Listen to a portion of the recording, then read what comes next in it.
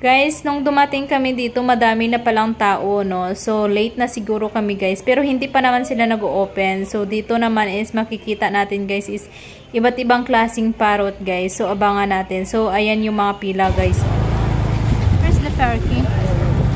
Nakapasok na rin niya kami, guys, kasi 3 PM is open yung kanilang gate dito. So, tara. Ito naman yung kanilang entrance, guys. Ito yung bubungad sa'yo. So, dito pa rin kami sa labas, guys, no? Hindi pa talaga kami nakapasok sa actual na kanyang mga parrot. So, ito, guys, is sa entrance to. Pwede dito mag-video, guys. So, ito yung mga parrot nila dito. So, sobrang dami nilang parrot, guys. Hanggang dyan sa taas yan. Tapos, sa kabila din. Sobrang ingay nila. Yung iba, guys, is parang nanghihina na yung kanilang ibang parrot, no? Hindi ko alam kung bakit. So, halo-halo na siguro dito, guys. Pero ang ganda ng kulay nila, guys, no? So, meron din palang maliliit na parrot. Pero mas gusto ko, guys, is yung green na parrot. Yung nagsasalita ba na parrot. Gusto ko yung makabili ng ganun.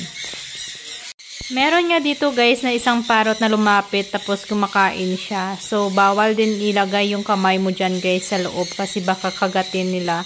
Kasi may pagkamatulis yung kanilang bibig, diba? Yung kanang nguso. So, may pagkatulis. So, bawal talaga ipasok yung mga kamay, guys.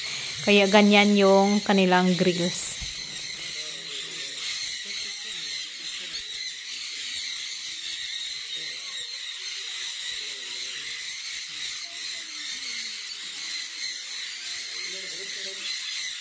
Dito naman, guys, is yung doon sa taas is yung malaking parrot nila, guys. Ayan, oh. Sobrang ingay nila. So, couple yata na parrot yan, guys. So, sobrang laki, diba?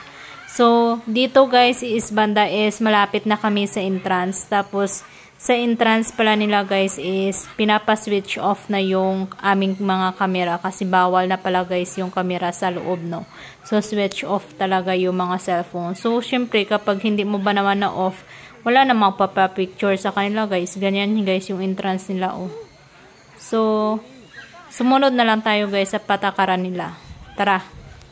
Nakalabas na nga kami, guys, sa point na ito. So, ito na lang yung video ko dito sa labas, guys. So, sayang, no, hindi nyo nakita, guys. Kasi, bawal man, guys. So, dito naman, guys, sa harap ng kanilang parrot is meron silang bonsai farm. Bonsai garden. So, ito naman yung pinasukan namin, guys. So, ganyan. Lahat dito, guys, is puro mga bonsai. Bonsai. Parang lahat ng puno yata, guys, is bonsai na dito. Parang sobrang ganda, guys, no? Ganda nito, guys, i-display sa sa garden. Kahit isa man lang, guys, no? Pero hanggang tingin lang tayo nito. Pero may entrance fee din dito, guys, 25 rupees siguro yung isang tao. So, malinis naman. May pagka Chinese yung style nila. So, ganyan yung kanilang bonsai farm. Bonsai garden pala, guys. So, meron din naman nagme-maintain dito, guys. Merong naglilinis. Ayan. Sobrang dami actually, guys. Hindi na mabilang. So, lahat yata ng mga halaman, lahat yata ng mga bulaklak, mga puno is andito na, guys. Ganyan, oh. Tapos, may mga bato-bato. Ayan. May certified, din sila, guys. Papers. Ayun. Ito naman, guys, is parang kubo-kubo siya, pero buhay na halaman to, guys. Yung design niya is ganyan siya, guys, oh. Parang, ano ba tawag nito, guys? Yung parang lubid-lubid man to yung mga niya, guys. Ganyan, oh. Sorry, guys, nahilo kayo dito sa aking video. So, ganyan siya. So, ganda siya tambayan, guys. Tapos, ito naman yung maliliit nilang bonsai. Bawal din umapak dyan sa kanilang, sa kanilang grass. Ano ba yun? Carabao. Hindi yan Carabao grass, eh. Yung Bermuda.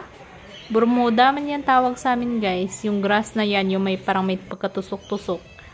So, ito naman is meron silang bantay na gods. Ay.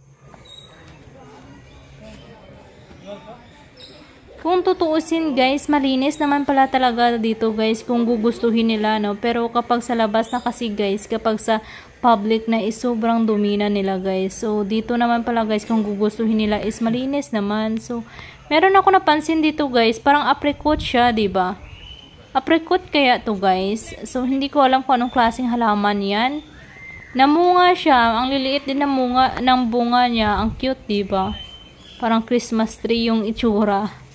So, lahat dito guys ng klase ng bonsai is andito na. Hindi ko na talaga ma-explain guys. So, lahat na ng mga puno na hindi natin kilalang puno is makikita mo dito. Mga wild na puno, kilalang puno, o hindi man kilalang puno is andito na guys. Halaman. Meron din silang bonsai na saging. Ang galing, diba? So, ganyan. Pwede mo din siya i-design na kung ano-ano, no? Pero ang galing lang nila. Sobrang dami. So, parang walang dilig yata to ah. So, dito naman guys sa labas ay yung kanilang temple. Sa labas ng kanilang bonsai garden at saka parrot na park guys is itong kanilang temple. Sobrang laki nito guys. Ang ganda ng pagka-design, diba? So, yung kanilang god guys is may pagka-monkey yung itsura. So, ayun lang. Bye!